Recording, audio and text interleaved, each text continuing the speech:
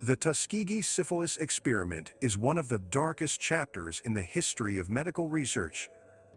Conducted between the years 1932 and 1972 by the United States Public Health Service, the study was aimed at examining the progression of syphilis in African Americans, a criminal. Prompted by racial prejudice and misguided scientific beliefs, the experiment subjected hundreds of men to unnecessary suffering and denied them access to life-saving treatments.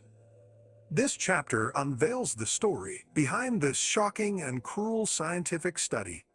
The roots of the Tuskegee syphilis experiment can be traced back to a time when racism and discrimination were deeply ingrained in American society. In the early 20th century, racial tensions ran high, and people of African descent faced rampant prejudice and marginalization. Simultaneously, syphilis was a widespread problem across the country, affecting individuals of all races. However, the medical community believed that syphilis manifested differently in African Americans, leading to the false notion that they required different treatments and had different clinical outcomes.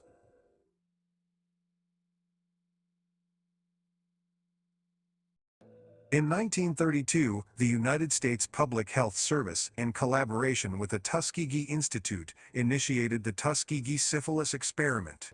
The study enrolled 600 African American men, 399 of whom had contracted syphilis, while the remaining 201 served as a control group. The participants were promised free medical examinations, meals, and burial expenses in exchange for their involvement in the research. However, the true nature of the study was deliberately concealed from them. As the experiment unfolded, the researchers withheld the most basic and essential treatment for syphilis as penicillin. This decision was made even when penicillin, a highly effective antibiotic, became widely available in the 1940s. The unethical actions of the researchers condemned the participants to suffer the devastating effects of untreated syphilis, including severe health complications. By the time the study finally ended in 1972, only a handful of survivors remained, their lives irrevocably altered. The Tuskegee syphilis experiment was met with widespread condemnation once its details came to light.